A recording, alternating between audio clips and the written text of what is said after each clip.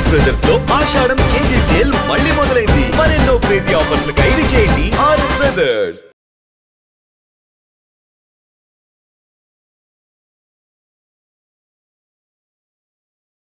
ఇన్ని సినిమాలు తీసిన తర్వాత ఎక్కడైనా ఏదైనా ఒక చిన్న వెళ్తి అయ్యో ఇది చేయలేకపోయామే అనేది ఏమన్నా అనిపించిందా ఎప్పుడన్నా? మా నాన్నగారికి ఉందా? ఉండేదండి అది. ఉమ్, సీతారామయ్య గారి మనవరాలు చూసిన అబ్బా చాలా గొప్పగా ఉంది, నాగేశ్వరరావుతో ఇది మనం చేస్తుంటే బాగుండేది ఆ, అని అని అని అన్నారు ఆయన. ఓ, అరే భలే ఉండేది ఇది. ఉమ్, క్రాంతి కుమార్ గారు చాలా అద్భుతంగా చేశారు అది, డైరెక్షన్ ఆ సినిమా. అలాంటి సినిమాలు వచ్చినప్పుడు ఆయన కొంత ఇదే ఇలాంటి ఇది మిస్ చేసామే, ఇది ఉమ్, ఉంటే చేద్దుమేమో ఇలాంటివన్నీ అని. మాకేమో ఈ మహానటి చూసిన తర్వాత అరే ఈ మన బ్యానర్లో వచ్చి ఉంటే భలే ఉండేది ఇది అని. ఉమ్, అది చిరంజీవి గారు కూడా ఒక స్టేజ్లో అన్నారు ఇది మహానటి తినప్పుడు. ఎప్పుడు దత్తు గారు అంటూ ఉండేవారు ఇలాగా పూర్ణోదయలాగా ఒక సినిమానే చేయాలని. ఆయన అనుకున్నారు, వాళ్ళ అమ్మాయిలు చేశారు ఇది. ఉమ్, వాళ్ళ అల్లుడేమో డైరెక్టర్ అయ్యారు. మొత్తం ఉమ్, వాళ్ళ ఫ్యామిలీకి అలాంటి గొప్ప సినిమా వచ్చిందని. అవును. సో ఇంతమందికి ఇన్స్పిరేషన్ అండి ఇది టోటల్గా. పూర్ణోదయ. పూర్ణోదయ ఇదన్నా ఇది చాలామందికి ఇప్పుడున్న దర్శకులు చాలామందికి ఇంత గొప్పగా చెప్తుంటారు పూర్ణోదయ గురించి అవును. ఇప్పటికీ. ఆ, ఈ పెద్ద పెద్ద డైరెక్టర్లు ఉమ్. వీళ్ళందరూ. ఇప్పుడు పూర్ణోదయ పిక్చర్స్ లో వచ్చినటువంటి శంకరాభరణం అంతా మ్యూజిక్ బేస్డ్, సాగర సంగమం అంతా డాన్స్ బేస్డ్. ఈ రెండు సినిమాలు రిలీజ్ అయిన తర్వాత అటు సంగీత ఇటు నృత్య కళాశాలలు కోచింగ్ సెంటర్లు ప్రతిదీ నిండిపోయాయి. మా ఇంట్లోంచి ఒక సింగర్, మా ఇంట్లోంచి ఒక డాన్సర్ అనుకున్నారు కదా. చాలా చాలా ఇదండి అది. ఉమ్, మీకు శంకరాభరణం తర్వాత ఈ ఈ సంగీత మాస్టర్లు అందరూ కలిపి ఉమ్, ఒక సన్మానం చేశారు విశ్వనాథ్ గారికి, నాన్నగారికి, మహాదేవన్ గారికి, వీళ్ళందరికీ. ఎందుకంటే మాకు జీవనోపాధి పోయింది అసలు టోటల్గా. ఈ హార్మోని పెట్టులు అన్నీ కూడా అటకల మీద పెట్టేసాం. ఉమ్, వాటిని తీసి దులిపి అంతమంది రావడం మొదలుపెట్టారు స్టూడెంట్స్ నేర్చుకోవడానికి. ఉమ్, మాకు మళ్ళీ లైఫ్ వచ్చింది అని. అలాగే సాగర్ సంగమం తర్వాత మగవాళ్ళందరూ నేర్చుకోవడం మొదలుపెట్టారండి. ఇది డాన్స్. డాన్స్, ఇది క్లాసికల్ డ్యాన్స్ నేర్చుకోవడానికి ఇంట్రెస్ట్ చూపించి వాళ్ళందరూ లెటర్స్ రాసి అభినందన పత్రాలు పంపి మా అందరికీ మళ్ళీ లైఫ్ దొరికింది. ఇది అసలు మర్చిపోయిన ఇది. అంటే మగవాళ్ళు వచ్చేవాళ్ళు కాదు అసలు ఎవరు. గతంలో స్టార్టింగ్ లో ఆడవాళ్ళ పాత్రల్ని కూడా మగవాళ్ళు పోషించినటువంటి అవును. రోజులు, ఆ అదే తర్వాత మళ్ళీ దాన్ని దూరం అయిపోయారు, అదే. మళ్ళీ దగ్గరకు వచ్చారు సినిమా తర్వాత. ఇది కృష్ణుడు ఇవన్నీ కూడా ఆడవాళ్ళే చేసేవారంట అప్పుడు. ఇది నృత్య నాటక రూపంలో వీటిల్లో అది ప్లేస్లో అన్నిట్లోనూ ఈ మగవాళ్ళ క్యారెక్టర్ కూడా ఆడవాళ్ళే వేసేవారు. ఇది తర్వాత వీళ్ళందరూ కూడా ఆడ మొదలు పెట్టారు. అది నాన్నగారికి ఉండిందా సంగీతంలో నృత్యంలో ప్రవేశం అలాంటిది? ఏమి ఇంట్రెస్ట్ లేదండి. ఎలా మరి? బాగా ఇంట్రెస్ట్ అంటే బాగా ఇష్టం. చిన్నప్పుడు వాళ్ళ సిస్టర్స్ అందరూ కూడా వైలన్ ఇవన్నీ నేర్చుకునేవారంట.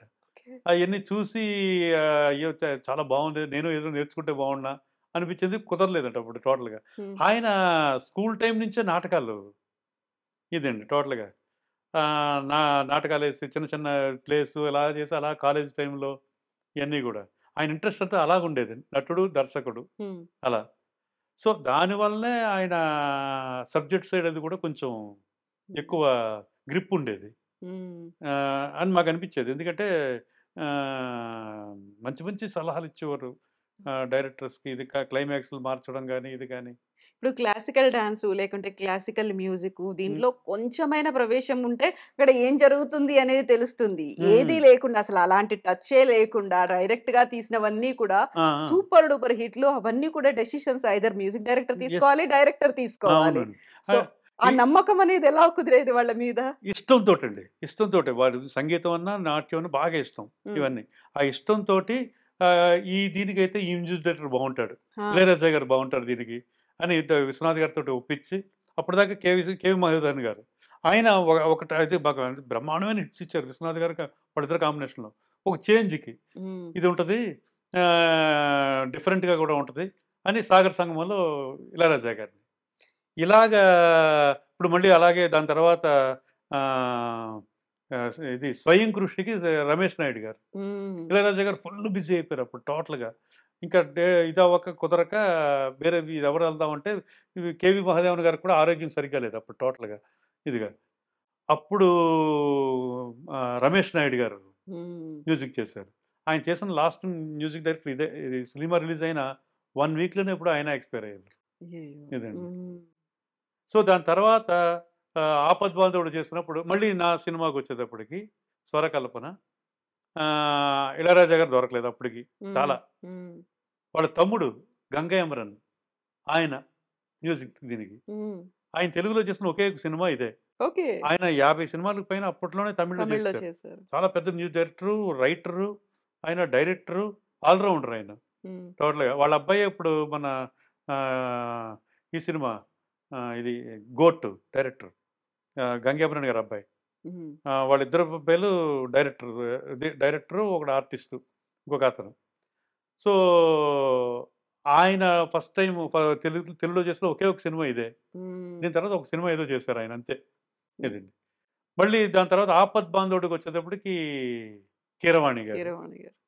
ఆయన అద్భుతమైన మ్యూజిక్ ఇచ్చారండి. రీ రికార్డింగ్ కానీ మ్యూజిక్ ఇది కానీ. ఆ సినిమాలో ఎక్కువ పద్యాలు అవి ఉండేవి.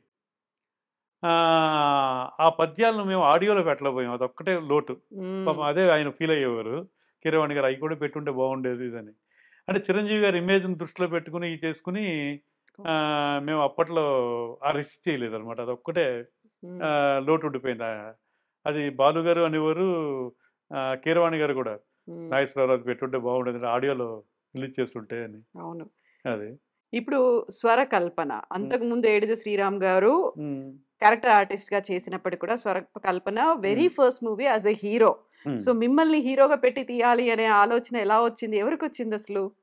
అసలు యాక్చువల్గా స్వరకల్పన వేరే సబ్జెక్ట్ అండి. మలయాళంలో రీమేక్ చేసిన ఒక మూవీ. ఆ మూవీలో ఒక గెస్ట్ క్యారెక్టర్ ఉంటుంది, ఇంపార్టెంట్ క్యారెక్టర్, 15 minutes ఉంటుంది. మిగతాదంతా హీరో, ఇంకొక హీరో, ఒక పెద్ద హీరోని అనుకున్నాం. అది అయిపోయింది మొత్తం. ఇంకా ఒక 10 daysలో షూటింగ్ వెళ్ళాలి. అన్నీ జరుగుతున్నప్పుడు ఈ లోపల ఎవరో ఎక్కించారు, వాళ్ళ అబ్బాయిది పెద్దదంట, ఇదేమి లేదంట ఇలాగని. హీరో వచ్చి చెప్పగానే నాన్నగారు అయితే నో ప్రాబ్లం, మేము ఈ సినిమా డ్రాప్ చేసుకుంటున్నాం, పర్లేదు థ్యాంక్స్ అని చెప్పేసి అతనికి ఆ హీరోకి సబ్జెక్ట్ తీశారు. వంశీ ఏం చేద్దాం అప్పుడు అంటే, వంశీ అన్నారు నా దగ్గర ఇంకో కథ ఉందండి, మిస్సమ్మ బేస్ చేసుకుని చేశాను, పాత మిస్సమ్మ ఇది అంటే విన్నారు, బాగుంది ఇది, హీరో ఎవరు ఇది, అప్పుడు కూడా ఎవరు లేరు, మన రాంబాబు ఎలాగ చేస్తున్నాడు, రాము అంటారు నన్ను, ఇది తను చేస్తున్నాడు కదా ఎక్కువ, తను హీరోగా చేస్తే ఎలా ఉంటుంది అని వంశీ అన్నారు. అంటే పర్లేదు అయితే నీకు మనందరికీ ఓకే అనుకుంటే ఓకే అన్నారు. అలాగా ఎంటర్ అయ్యాం. రాంబాబు అని పిలిచేవాళ్ళం. శ్రీరామ్ అని ఎలా? యాక్చువల్గా ఫుల్ నేమ్ శ్రీరామ్ నాది, మొత్తం అందరూ ఇంట్లో అలా పిలిచేవారు. అది వంశీ గారు మా బ్రదర్ లాగే, అలాగా చిన్నప్పటి నుంచే ఉన్నాడు. తనకి మాకు బాగా నువ్వేనే అంటాను మమ్మల్ని అందరినీ, తను అంత చనువు. అలాగా ఆ సినిమా స్టార్ట్ అయ్యింది. బట్ అన్ఎక్స్పెక్టెడ్గా అది సరిగ్గా ఆడలేదు. అది దానికి వేరియస్ రీజన్స్ ఉన్నాయి. అంటే సినిమా బెటర్ సినిమానే, కరెక్ట్గా శివ సినిమా రిలీజ్ అయిన 10 days 15 days full mania Shiva. ఎక్కడ చూసినా దేని గురించే, రామ్ గోపాల్ వర్మ ఇది అండ్ నాగార్జున గారు, అది ఎక్కడ చూసినా ఆ మేనియా. ఇంకా అన్ని థియేటర్స్ అదే, యూత్ అంతా అటువైపు వెళ్ళిపోయారు ఫుల్. ఆ దీంట్లో ఒక 10-15 సినిమాలు కొట్టుకుపోయినాయండి. శంకరాభరణం టైంలో ఎలాగ ఇదైపోయినాయో మిగతా సినిమాలు, అలాగా ఇది కూడా అలా వాస్ట్ అవుట్ అయిపోయింది. అదొక కారణం మెయిన్ అని డిస్ట్రిబ్యూటర్స్ చెప్పేవారు అప్పుడు. అవునా? మరి ఆ టైంలో అలా ఎందుకు రిలీజ్ చేయాలని అనిపించింది? కొంచెం టైం తీసుకొని. అయిపోయింది, అంత ఎక్స్పెక్ట్ చేయలేదు కదా. టోటల్గా సినిమా అయిపోయింది, ఇంకా రిలీజ్ చేయాలి. కరెక్ట్గా 2 weeks బ్యాక్ అది రిలీజ్ అయింది.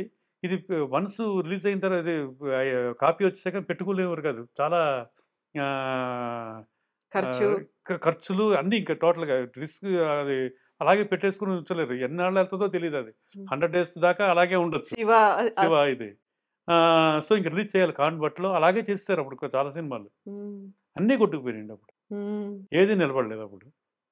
అది ఒక కారణం అని మా డిస్ట్రిబ్యూటర్లు చెప్పేవారు. అది సో మొత్తం పూర్ణోదయాలో అదొక్కటి స్వరకల్పన ఒకటే కదా, అలా కొంచెం డిసప్పాయింట్ అయింది. ఈ ఆపద్ బాంధవుడికి మంచి పేరు వచ్చింది.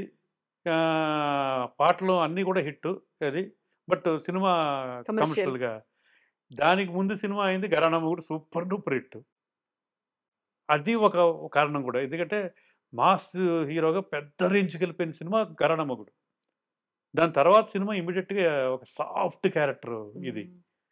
ఇది వెంటనే వాళ్ళు డైజెస్ట్ యాక్సెప్ట్ చేసుకోలేకపోయారు. చేసుకోలేక యాక్సెప్ట్ చేసుకోలేకపోయారు ఆ! ఇది.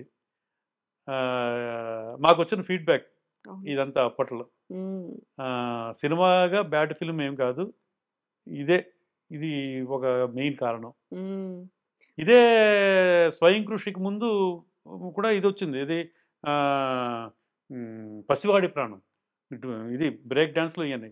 బట్ 'స్వయం కృషి' కూడా కొంచెం దాంట్లో ఫుల్ మాస్ ఇది కాకుండా పోయినా కొంచెం అది క క కమర్షియల్ కాకపోయినా అదే క్లాసికల్ కాకపోతే ఒక క్లాస్ సబ్జెక్ట్ కాకపోయినా మాస్ ఇది కూడా ఉంది. ఎలిమెంట్స్ కూడా ఉన్నాయి దాంట్లో. హ్మ్.